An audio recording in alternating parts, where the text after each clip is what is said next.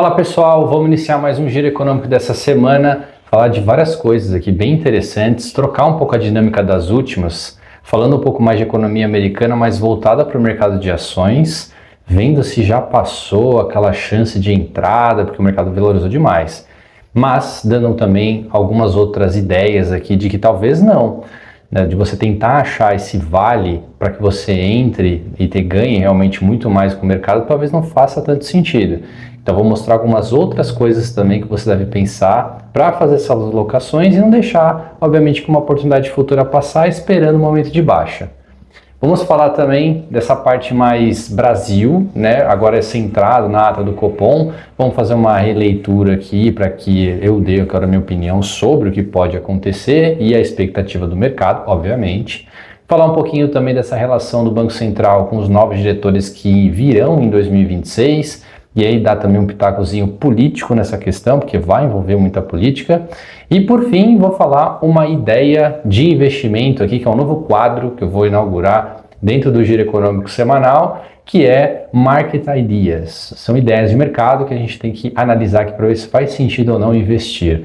E aí eu vou trazer um conceito, a gente discute, falar os prós e os contras e deixar, obviamente, que vocês tomarem essa decisão. Guilherme Regi, economista do canal, trazendo para vocês dados da economia americana, obviamente primeiro. E aí eu estou colocando aqui, só para a gente já discutir essa questão, falar abertamente com vocês sobre a Bolsa Americana. Estou colocando aqui os retornos do S&P, que são as 500 maiores empresas de lá, e também colocando aqui um pouco mais de longo prazo, né, não só 30 dias. Perceba que em 30 dias evoluiu bastante o índice, né? Mesmo que lá fora ainda tenha alguns impactos das tarifas que estão mais resilientes, mesmo assim o mercado ele está evoluindo bastante. E quando a gente pega, né, um pouco mais longo prazo, todo aquele impacto de tarifa já foi, né, já passamos essa fase, a fase de arrebentação, né, como se diz aqui, então a gente já está num patamar muito mais elevado aqui no all-time high do S&P. Daí você pode se perguntar, né, opa, será que eu perdi essa oportunidade? Já deveria ter investido lá atrás, quando tinha bastante volatilidade no mercado, ninguém sabia o que ia acontecer. E aí quando a gente olha, né, o price earnings, ou seja, preço-lucro, né, quanto que está o preço das ações versus o que elas estão gerando de lucro, essa sem tirar o efeito inflacionário. Depois eu vou mostrar para vocês, colocando o efeito inflacionário e trazendo um pouco mais de longo prazo, só para que a gente analise também que seja um movimento mais contrário aqui do que eu estou mostrando. Mas perceba que ela está acima da média, né? A média aqui dos últimos 10 anos, ela gira em torno ali de 19,94 e a gente está em 24,13. Perceba como teve esse repique, né? Estamos chegando próximo a 2 desvios padrões acima da média. E aí, muitas pessoas podem se perguntar e falar, poxa, será que é uma boa hora de entrada? Será que não vai ter uma correção forte para frente? Esse que a gente vai averiguar agora mais para frente. E aí eu vou destrinchar uma questão aqui, que eu não trouxe a primeira vez, que é o Cape Ratio. O que é isso? É basicamente o que eu mostrei no slide anterior, que é o Price Earnings, que é o preço-lucro, mesma coisa, tá? Price Earnings, preço-lucro, a mesma coisa. E o Cape Ratio, ele coloca uma variável que é o impacto da inflação ao longo do tempo. Então, ele desacionaliza esse índice e ele faz com que você tenha os lucros reajustados aos preços ajustados das ações. Então, é uma variável aqui mais fair para a gente fazer essa comparação bem em longo prazo. Perceba como o gráfico ele começa aqui desde 2003. Então, se a gente não fizer essa variação, pode ter muito desconto aqui no aspecto de inflação, porque aí os preços e os lucros vão estar mais inflados por conta do efeito inflacionário. Então, essa variável aqui, ela tira esse efeito inflacionário, né, mais no curto prazo. Tá certo que ele usa, né, janelas de 10 anos ali. Então, tá ok, né, pra gente fazer essa comparação. Não vai ser totalmente fair, mas, né, dá uma ideia aqui de basicamente se tá muito esticado esse índice ou não. E ele é bem importante, né? Se a gente olha, por exemplo, que o preço-lucro das ações, o preço está muito esticado versus o que as ações estão gerando de lucro, né, as empresas no caso, aí é um momento que a gente tem que averiguar se vale a pena a entrada ou não. Então, historicamente, a gente está chegando perto do pico. O pico aconteceu lá por volta ali da bolha das dot-coms, que aconteceu lá nos anos 2000, né, que teve aquela ruptura, aquela correção imensa. Então, né, a gente também conviveu nesse período com o bug do milênio. E aí aqui a gente está chegando por perto de 40, né? Então perceba como está bem próximo a esse pico das bolhas da dot-coms, mas se a gente analisar também a crise voltada aqui para 2008 tal, estava em 28. Então assim, analisando friamente, talvez não seja um bom momento de entrada. mas eu vou mostrar para vocês umas outras variáveis aqui que vai fazer você pensar o contrário. E aí, se você entrar num mau momento, né, vamos supor que agora seja um mau momento, vamos colocar isso aqui, né, como se fosse agora, né, e aí a gente comparar com outros momentos que a gente poderia ter entrado. Vamos supor que você tivesse entrado quando tivesse o impacto das tarifas, seria um bom momento, ali logo no começo, quando as ações deram aquela correção enorme, ou então entrado quando você tivesse a crise do subprime, lá em 2007, 2008. Então, né, se já tivesse a correção e aí você entrasse comprado uns 3 meses depois. Você se dá muito bem, obviamente, né? Mas, e a diferença? Se eu não entrasse tão bem assim, qual seria, analisando um intervalo mais longo de tempo? Então, colocando nesse gráfico aqui, a gente tem basicamente essa variável, né? Então, o primeiro é que se você tivesse o perfect timing, ou seja, um timing perfeito, a hora perfeita de entrar na ação, que é comprando realmente quando você está no menor nível ali do ano, tá? E aí depois você tem uma outra variável que é comprado ao início de cada ano. Então, não estamos olhando aqui basicamente para essa entrada perfeita. E aí, por fim, você tem a outra aqui do Dollar Cost Average, você compra todos os meses, como se fosse, né, você tira da sua renda mensal ali, e aí você compra um pouquinho, fazendo um médio ao longo do mês, do ano e do mês, tá? E aí você tem também o Bad Luck Timing, ou seja, você entra no período pior que você poderia ter entrado, que era uma all-time high das ações, né, e você tem essa correção. Perceba que se você olhar essa janela de tempo no intervalo de 2005 até 2024, você fazendo isso todos os anos, você teria, né, aqui uma diferença muito pouca, tá? Então, se você tivesse o perfect timing todo ano, de comprar sempre no menor índice possível, você teria 186 mil, né, 077, ou seja, todo ano você investindo R$2.000, né? Aí você, todo ano no perfect timing, todo ano ali você teria no invested immediately, ou seja, toda vez que você recebe, sempre início do ano você investe.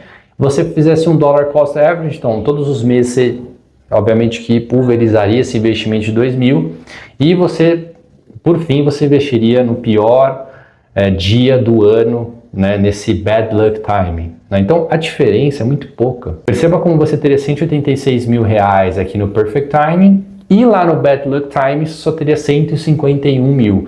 É uma diferença pouca, né, se a gente avaliar. Então, existe um mau momento para entrar? Existe. Você vai ser prejudicado nos seus investimentos? Sim, mas pouco, né? A comparação aqui entre o timing perfeito e o bad luck timing é muito pouca. O que vai realmente fazer você ganhar dinheiro é a constância de investir $2.000 todos os anos, por exemplo, tá? E aí, só uma última comparação aqui. Ah, não quero volatilidade. Então, na verdade, eu quero só investir em títulos públicos ali norte-americanos, são as treasuries.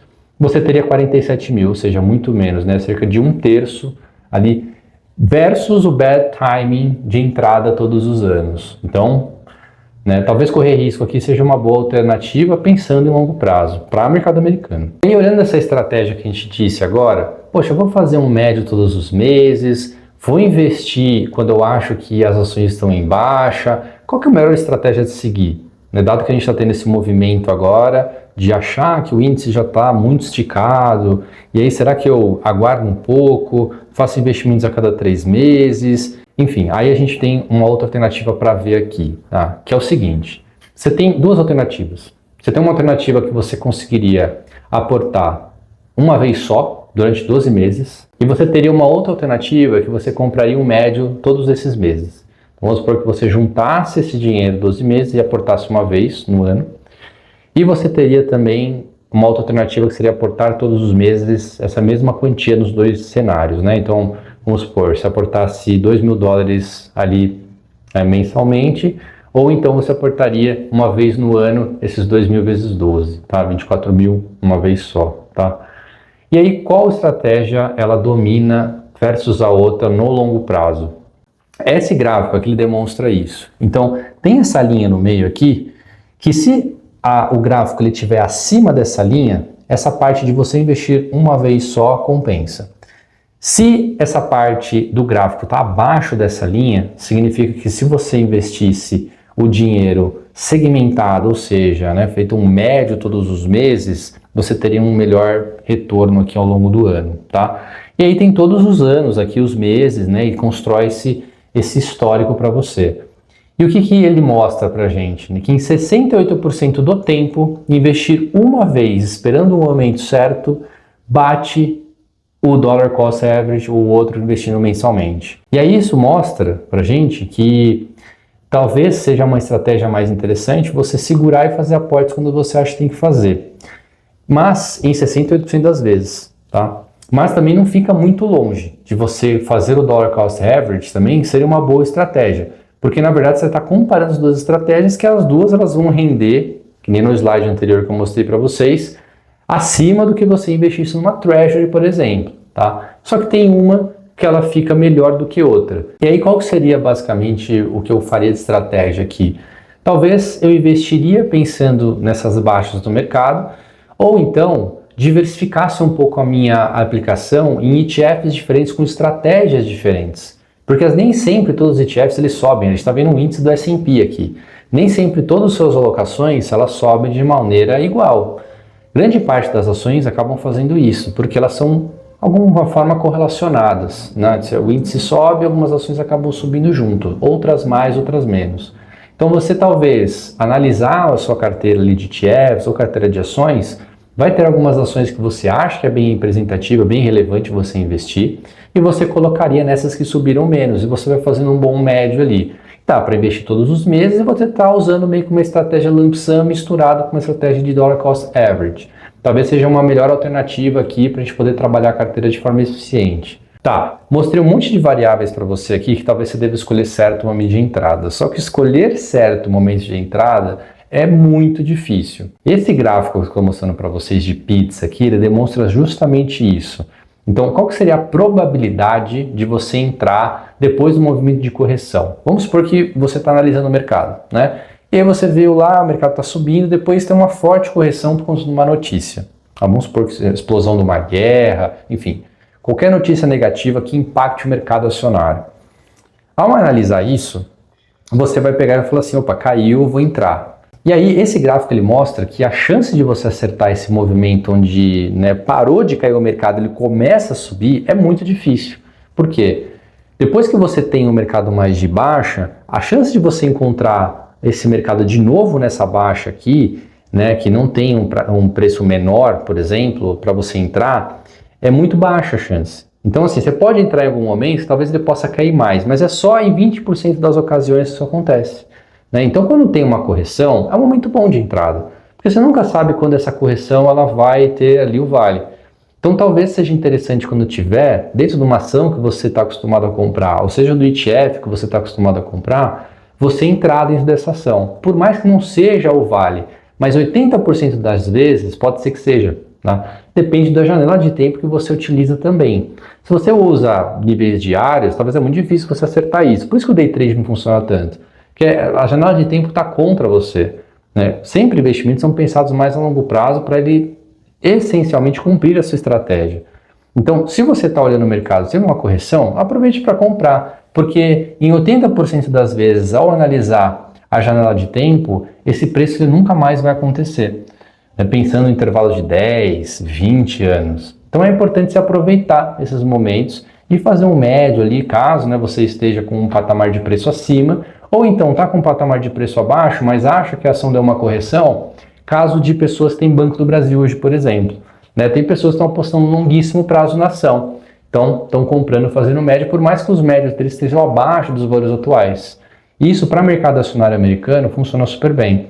Você comprar, fazer o médio, ou então, se tem um médio abaixo, compra mais, porque ali, no longo prazo, você tende a ter uma recuperação desses índices em 80% das vezes. Uma coisa que tem que tomar cuidado, que eu acabei de citar, é cuidado com as comparações de curto prazo. Esse outro gráfico aqui, ele está falando a mesma coisa, que são as comparações em relação a um ano versus outros investimentos. Você pode comprar a bolsa agora, por exemplo, e ter uma correção muito forte, 5, 10%. Vamos supor que aconteça isso nos próximos 6 meses.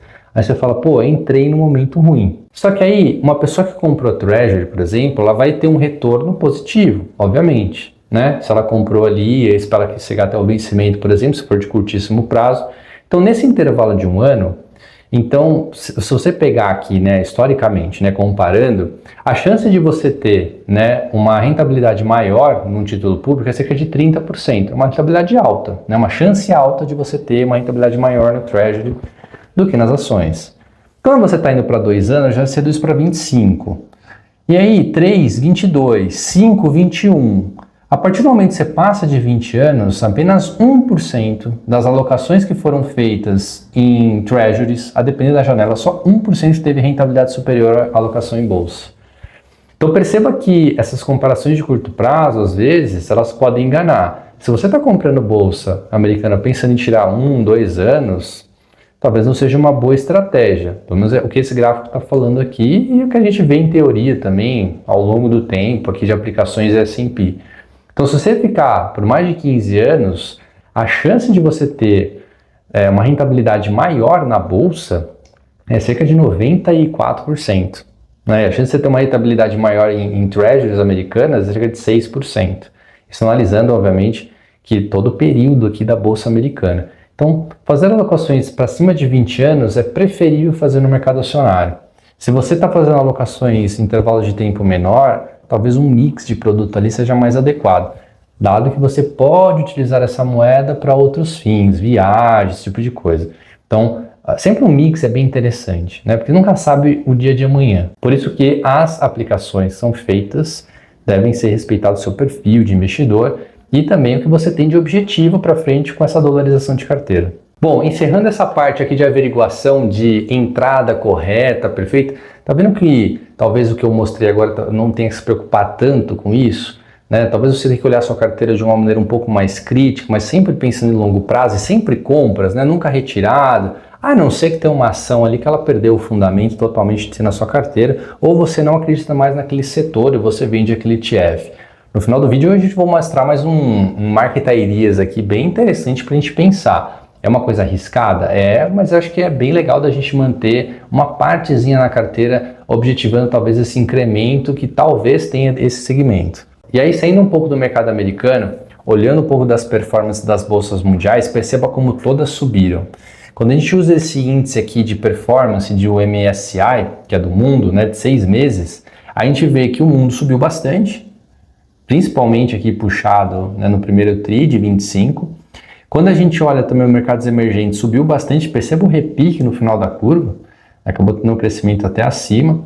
A América Latina também acabou puxando, né, esses mercados emergentes. E também a Ásia, Pacífico, todos os países ali do Pacífico, né? E o Japão, por exemplo, acabaram subindo bastante também, né, nesse ponto final da curva aqui também. Isso vai continuar para 2026?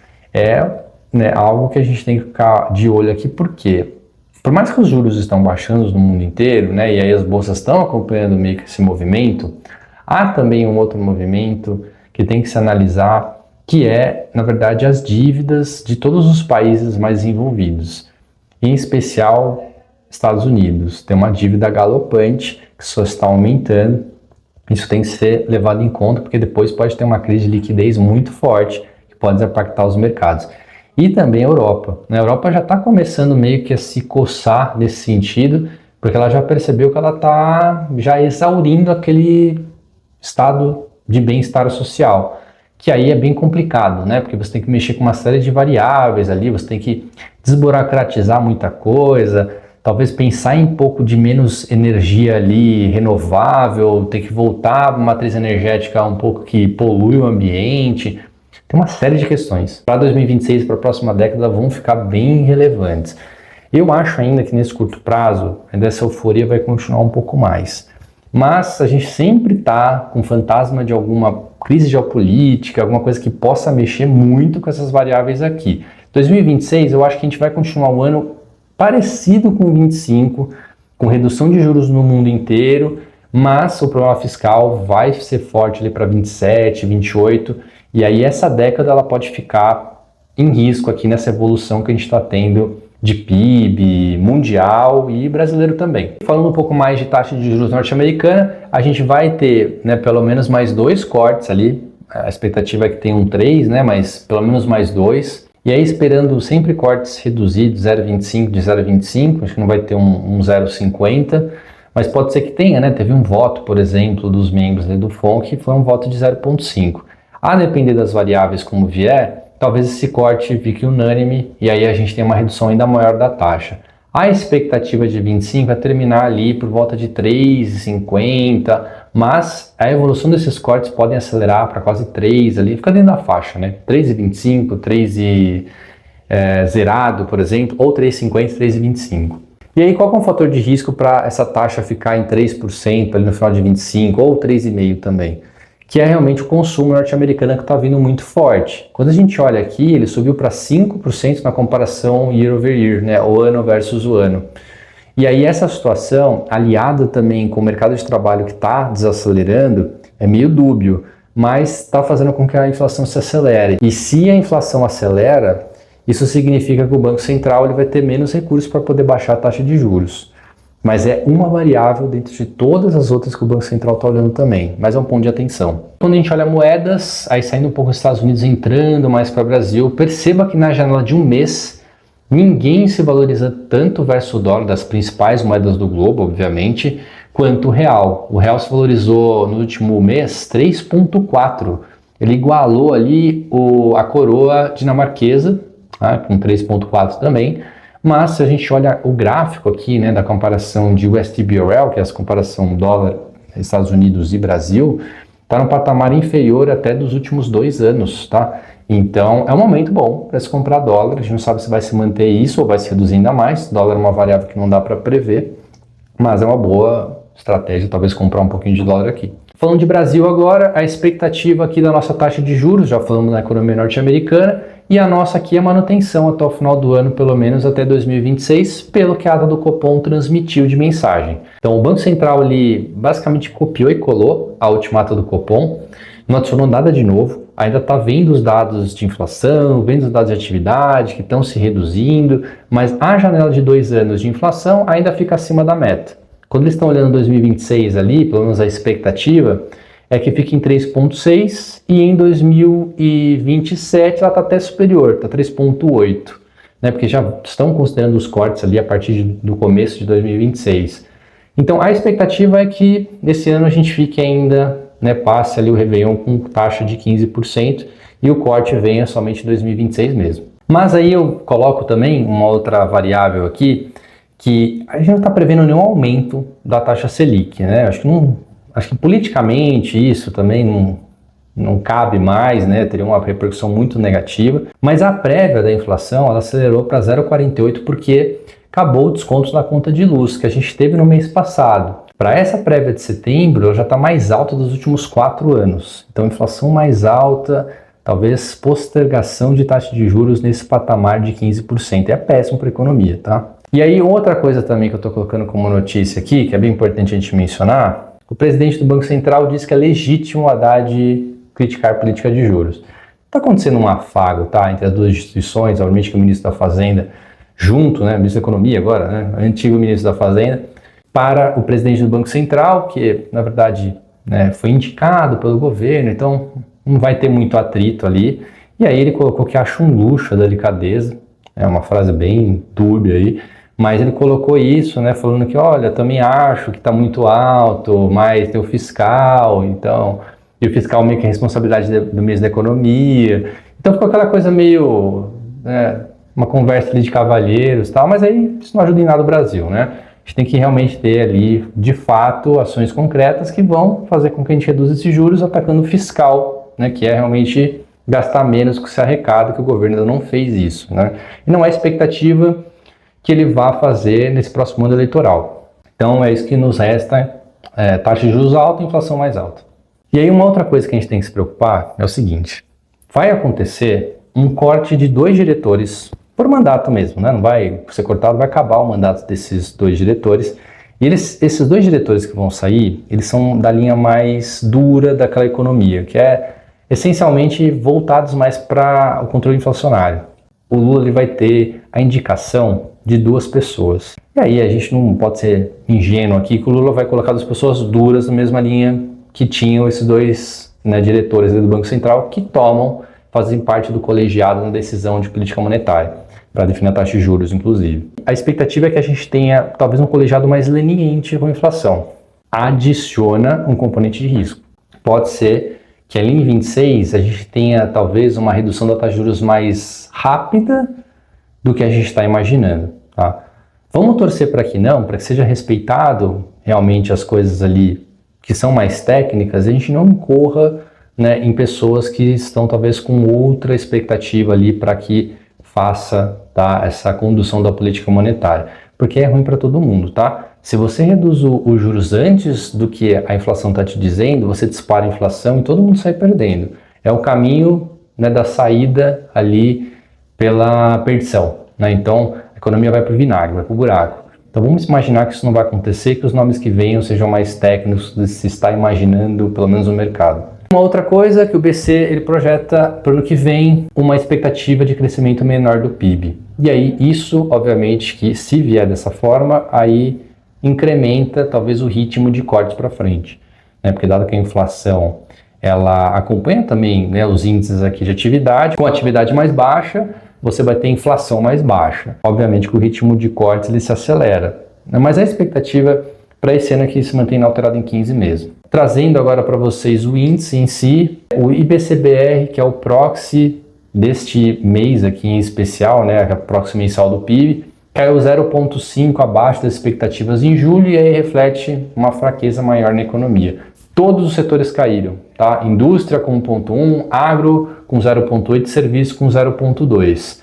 E aí, né, obviamente que esse viés de baixo reforça, né, que os índices de atividade ali estão sofrendo com a taxa de juros vigente. Outra coisa bem interessante aqui, que é uma boa notícia, mas dado o cenário, ela pode servir também como escopo para tomada de decisão, é o desemprego, né? A taxa de desemprego hoje está em 5,6, o que é ótimo, tá? É o menor nível desde 2012, ou seja, né, período Dilma ali. Então, e tá com crescimento, tá, de pessoas ocupadas. Isso é ótimo. E aí, quando a gente compara com desde 2012, a gente percebe que o nosso PIB per capita não evoluiu. Ou seja, a gente está com mais pessoas, então a massa salarial caiu. Isso é uma notícia ruim, né? Então a gente não teve, obviamente, incrementos salariais e nem ganho de produtividade, né? Então, o que reforça é que a taxa de desemprego ela está baixa e aí está ocorrendo, talvez, mais empregos que sejam ali não tão escolarizados, mas pelo menos é uma boa notícia, né? 5% aqui de taxa de desemprego, né? Mesmo que o índice do IBGE seja meio manipulado, né? Quando a gente está falando assim, ele mudou agora a regra, são só pessoas que efetivamente estão procurando emprego, quem não está procurando emprego não conta como desempregado, ele sai da massa. A gente sabe que tem algumas coisas aí, mas são técnicas, sempre foi assim, né? Algumas coisas mudaram mais recentemente. A gente sabe que não é talvez o índice real assim, de toda a economia, que tem muita informalidade, que é difícil medir isso, mas é uma boa notícia, tá? A gente coloca aqui. Só que para o momento atual, ele também é uma coisa que talvez não permita que reduza a taxa de juros mais a curto prazo também. Falando de Bolsa Brasileira, a gente renovou as máximas históricas do Ibovespa. Perceba que mesmo com essa volatilidade agora das tarifas, teve agora também, né, esse afago do Trump com o Lula, essa troca meio de, né, carinhos ali que não aconteceu publicamente, mas, né, o Trump acabou falando que respeita muito a figura, né, aconteceu agora com a união dos dois ali num fórum mundial, e aí o retorno do Ibovespa ele ficou bem acima, não por causa dessa notícia, mas lá por causa da taxa de juros norte-americana, né, que já estão fazendo posições aqui antecipando um pouco o ciclo de cortes, e a eleição nem está no play ainda do Ibovespa agora. Vai acontecer. Ano que vem, se você está pensando em entrar em bolsa, é uma dica, tá? É um ano de muita volatilidade dentro dos mercados. Então, se você é um cara muito avesso ao risco, está entrando em bolsa agora, talvez não seja um bom motivo. Espera as eleições para entrar, tomar decisão. Tá certo que muita coisa já vai estar no preço lá? Sim, mas pelo menos você toma a decisão considerando um horizonte talvez mais tranquilidade. Qualquer coisa que aconteça aqui, seja uma notícia do lado de lá que reforça que o governo atual vai conseguir se manter no cargo, ou então uma notícia que vai ter uma mudança para um nome mais pró-mercado, o mercado vai mexer muito. Então, se você não está acostumado com isso, não tem estômago para isso, eu sugiro que nem entre agora. Mas se você tem, talvez montar uma posição agora pensada em eleições faça muito sentido. E aí o ponto importante que a gente menciona dá tempo de entrar ainda? Quando a gente olha aqui, a mesma relação que a gente fez para a Bolsa Americana, quando a gente pega o Ibovespa, O price earnings, ou seja, preço-lucro aqui, ele está menor da média dos últimos 10 anos. Então perceba que a média aqui fica em 12,6, a gente está em 9,4. Tá certo que está recuperando aqui, está quase batendo já dessa média, mas ainda está descontado, né? Se a gente for analisar esse índice. Então talvez ainda tenha um movimento bom aqui de entrada, pensando no longo prazo, obviamente. Pessoal, eu vou inaugurar um novo quadro aqui, dentro do Giro Econômico semanal, que é o Market Ideas. O que é isso? Eu vou trazer uma notícia e aí eu vou mostrar como é que você se posiciona estrategicamente dentro do que eu vou dizer nessa notícia. A primeira que eu vou trazer, que é um estudo aqui, na verdade é uma notícia do MIT, tá? Do Technology Review, que a energia nuclear pode ser realmente impulsionada por IA. E aí o que está por trás disso? A IA ela consome muita energia. Por quê? Precisa de muito processamento, a IA. Só para vocês terem uma ideia, uma pesquisa no Google versus uma pesquisa na IA, a IA gera 9 vezes mais energia para te gerar a resposta do que o Google te gera. Então, tem muita gente utilizando IA hoje, muita. E aí todas as pesquisas são feitas, elas geram, obviamente, que um desembolso maior para a energia. Hoje em dia, para que a gente gere todo esse, pelo menos o que está dentro do preço ali, de todas as empresas de tecnologia, para que a gente gere esse incremento de energia necessária para gerar essa robustez, né, das pesquisas que são feitas por IA, a gente precisaria, pelo menos só nos Estados Unidos, ter mais 50% mais energia elétrica do que tem hoje, para alimentar os warehouses, todas as coisas ali, os data centers que estão alocados, esses servidores que geram respostas via inteligência artificial. E a gente está falando também não só de respostas, está falando de vídeo, imagem, tudo que a IA gera hoje, obviamente que gera mais processamento de dados, e aí isso gera, obviamente, mais energia. Qual que seria a alternativa limpa, renovável? Porque essas empresas também, está falando de um Google, de um Amazon, Microsoft, né, que tem todos aqueles sistemas próprios delas de inteligência artificial, a Apple, por exemplo, também, Samsung. E aí elas, obviamente, que tem que reportar para os acionistas não querem energia suja. O acionista não quer, por exemplo, uma energia de uma termoelétrica gerando, por exemplo, no IA, e aí ele está meio que destruindo o planeta, né, gerando emissão de carbono para a atmosfera. Qual que é uma alternativa viável hoje de energia que consegue essencialmente gerar essa energia com pouco impacto ambiental? É a energia nuclear. A energia nuclear hoje, ela consegue ser limpa. Então, por meio, né, dos novos processos que foram gerados, aí a energia nuclear talvez seja uma melhor alternativa para que você tenha, né, essa energia adicional. E aí qual que é um pouco da dinâmica aqui de complexidade? Porque quando você faz uma energia nuclear, você demanda às vezes uma década para construir uma usina. Porque você tem que se preocupar com uma série de questões. Ali se você vai ter, né, a parte do resfriamento, se for nessa tecnologia, ou então, né, você precisa ali ter distribuição ali para que não perca tanta energia assim, né, para outros estados, por exemplo. Então você tem que pensar geograficamente ali muito bem, né, fazer um trabalho de economia regional para você manter essa indústria ali num local próximo de utilização, por exemplo, desses data lakes, onde você consiga colocar toda essa expectativa de geração de energia para dentro ali com perca quase mínima, né, de transmissão para que seja alimentado.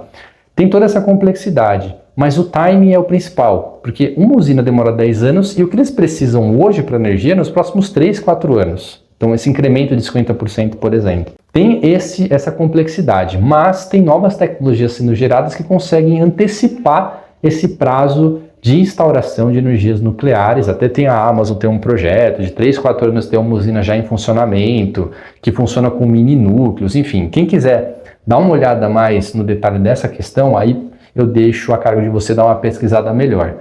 Mas a gente tem ETFs que conseguem ter exposição a mercado de urânio, energia nuclear. Estou citando 3 aqui para vocês para não, né, viesar tal. E aí grande parte desses ETFs já tiveram uma valorização bem legal nos últimos 6 meses. Só para vocês terem uma ideia, tá?